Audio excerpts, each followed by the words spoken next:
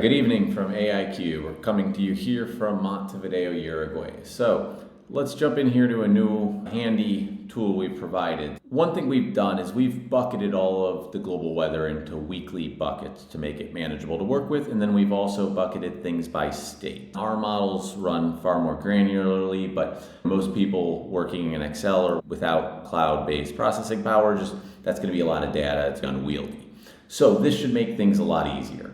When I started, I thought I was very familiar with where everything was grown, major production areas, places with main weather risk.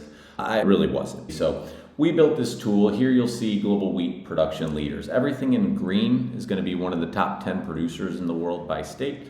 Everything in blue is either a considerable producer or a place where weather is representative or should be monitored. So if you kind of look here at wheat, we've got somewhere like Egypt in particular. So if you look here at Egypt, about 50% is grown in Matru, which they're going to be a big buyer, and also a lot of people are going to follow the government stocks and their tenders. So Egypt's a critical one. If you look here at South America, roughly 80% of wheat is going to be grown in the southern three states, or really adjacent to Rio Grande do Sul. Similarly, in Argentina, Buenos Aires is going to grow about half the wheat.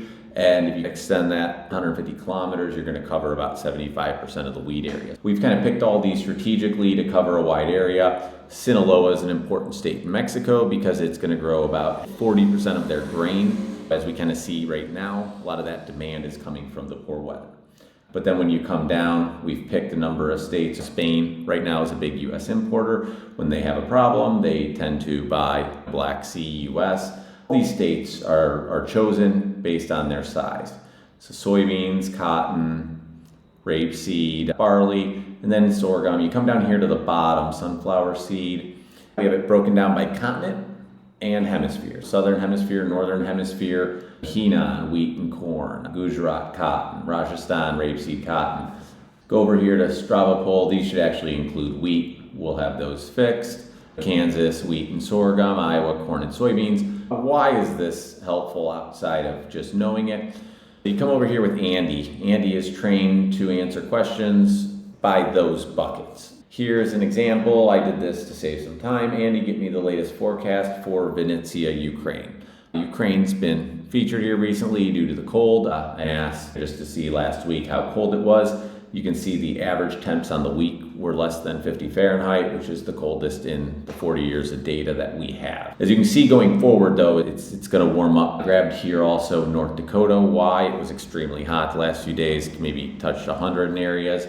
A lot of forecasters talking about it. So I asked Andy about the forecast. You can see right away we've got 100 millimeters of rain over the next 4 weeks, 90 millimeters over the next 8 days. That's 3.5 inches. It's more than enough. I wouldn't be worried about North Dakota, but hey, weather guys need to write about something.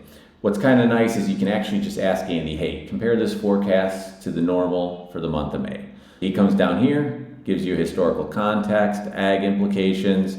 This period is starting high, 83 degrees, average high is 65. Come down here, warmer than normal, average anomaly was 5 degrees Fahrenheit. Come down here, current forecast total precip, major rainfall events, monthly total 68. Right now, we're forecasting in the next 2 weeks, 50+% more than normal precip for North Dakota. The other part of this that you can see quick and easy is that after May 22nd, it starts to dry out. So anybody who also starts to talk about all this rain and delayed planting probably is trying to get some attention, make a headline. Today, I wouldn't view that as a big risk.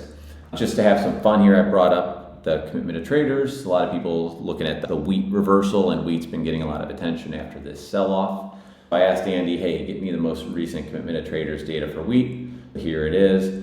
What's cool is he not only gets you the trends the past 4 weeks, the positioning, but then he gives you some market implications. So commercial traders, it's kind of funny, he refers to those as the smart money, have increased their net long position. He's going to weight those heavier, it looks like. I'm sure speculators would argue that's the smart money, but Andy doesn't seem to think so. On the other hand, managed money remains heavily short. Overall open interest has declined. He points out extreme speculative short position could create upside risk. then gets into market sentiment. What I asked him is, Andy, based on the latest weather and committed traders data, is the risk for wheat to the upside or downside? Andy actually goes through, first off, North Dakota, so he obviously knows major spring wheat area, spring wheat concerns, winter wheat considerations, talks about the weather moisture here could be beneficial, and then goes through the positioning as of May 6th, heavily net short speculators, and outlines the upside risk. Commercial traders, typically better informed about fundamentals, are positioned bullishly. Extreme speculative short positioning creates potential for short covering. Weather issues could disrupt planting. Downside risk factors managed money remains committed to the short position. Declining open interest suggests potentially weakening market participation. Speculative pressure could resume if weather concerns are short-lived. All valid points. And then his conclusion, the preponderance of evidence suggests the risk is skewed to the upside for wheat prices. Potentially disruptive weather, bullish commercial positioning, extreme speculative short covering. In a nutshell, Andy here kind of nails what's started to happen with the short covering in wheat. There you have it. Now you have a very easy way in less than 5 minutes to come in, check if you have an opinion, you see a headline, or you're wondering what the latest forecast is. If you don't have this, we'll email them out. Just ask me and we'll get them over to you. Thanks a lot for listening, and just jump in and try it out.